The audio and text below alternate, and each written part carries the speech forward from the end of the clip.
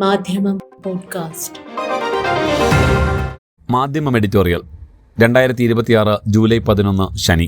ക്രൈസ്തവ സമൂഹത്തെ അന്യരും ശത്രുക്കളുമായി കണ്ട് ആക്രമണങ്ങൾ അഴിച്ചുവിടുന്നവർ നാടിന്റെ ഇന്നലകളെക്കുറിച്ച് അറിയാത്തവരോ അറിവില്ലെന്ന് നടിക്കുന്നവരോ ആണ് എന്ന് പറയേണ്ടി വരും എന്ന് ചൂണ്ടിക്കാണിക്കുന്നതാണ് ഇന്നത്തെ എഡിറ്റോറിയൽ. മദർ അവർ ചെയ്യുന്നതെന്തെന്ന് അവരറിയുന്നില്ല.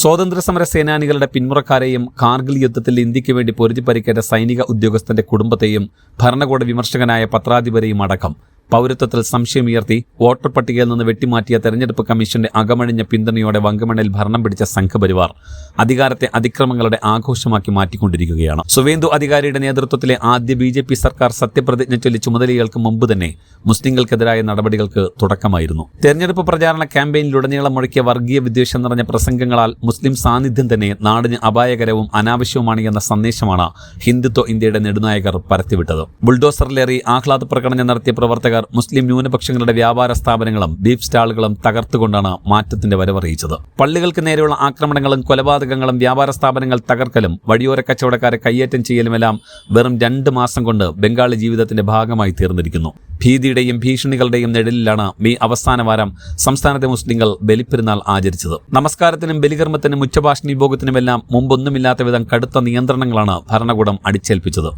പതിറ്റാണ്ടുകൾ നീണ്ട ഇടതുഭരണം റിക്ഷാവലിക്കാരും വെള്ളം കോരികളുമായ ദരിദ്ര മുസ്ലിങ്ങളുടെ ക്ഷേമത്തിനും വികസനത്തിനും കാര്യമായി ഒന്നും ചെയ്തില്ലെങ്കിലും ജീവനോടെ ഇരിക്കാനുള്ള അവകാശം ഉറപ്പാക്കിയിരുന്നു.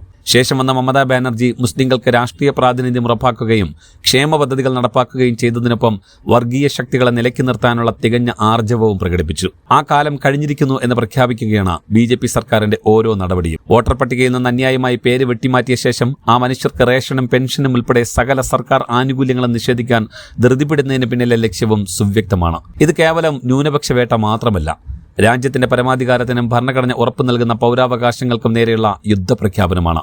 ഗുരുദേവൻ രവീന്ദ്രനാഥ് ടാഗോറും കാസി നസ്രുൽ ഇസ്ലാമും വിഭാവനം ചെയ്ത മാനവികതയെ മുറുകെ പിടിക്കുന്ന ബംഗാളിന്റെ സാംസ്കാരിക തനിമയെ ഇല്ലാതാക്കി പകരം ഉത്തരേന്ത്യൻ രീതിയിലുള്ള തീവ്രവർഗീയതയെ ഇറക്കുമതി ചെയ്യാനാണ് പുതിയ ഭരണകൂടം ശ്രമിക്കുന്നത്. മുസ്ലിം അന്യവൽക്കരണം കൊണ്ടുപിടിച്ച് നടത്തുന്നതിനിടെ ക്രൈസ്തവരെ തേടി ഇറങ്ങിയിരിക്കുകയാണ് അവരിപ്പോൾ.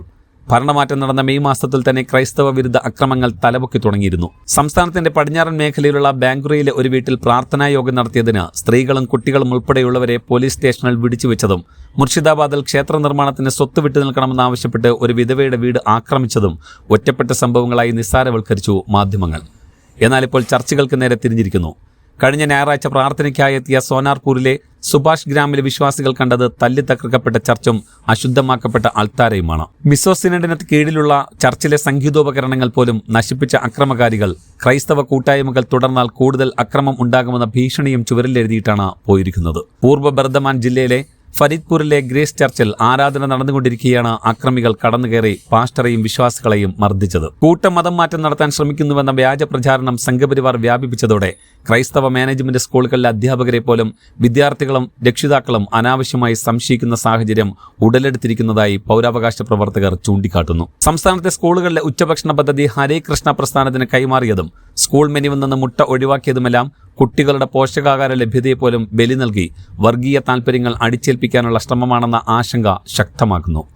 സംസ്ഥാനത്തെ ജനങ്ങളുടെ അടിസ്ഥാന പ്രശ്നങ്ങൾക്ക് പരിഹാരം കണ്ടെത്താൻ ശ്രമിക്കാതെ മതപരിവർത്തന നിയമവും ഏക സിവിൽ കോഡുമെല്ലാം തിരക്ക് പിടിച്ച് ചുട്ടെടുക്കുന്നതിന് പിന്നിൽ ക്രൈസ്തവ മുസ്ലിം സമൂഹങ്ങളെ ഉന്നമിടുക എന്ന അജണ്ടയാണ് എന്ന് BJP ഭരിക്കുന്ന ഗുജറാത്ത് മുതൽ ഒഡീഷ വരെയുള്ള സംസ്ഥാനങ്ങളിൽ നിന്നുള്ള മുന്നനുഭവങ്ങൾ സാക്ഷ്യം പറയും. ക്രൈസ്തവ സമൂഹത്തെ അന്യരും ശത്രുക്കളുമായി കണ്ട് ആക്രമണങ്ങൾ അഴിച്ചുവിടുന്നവർ നാടിന്റെ ഇന്നലകളെക്കുറിച്ച് അറിയാത്തവരോ അറിവില്ലെന്ന് നടിക്കുന്നവരോ ആണ് എന്ന് പറയേണ്ടി വരും.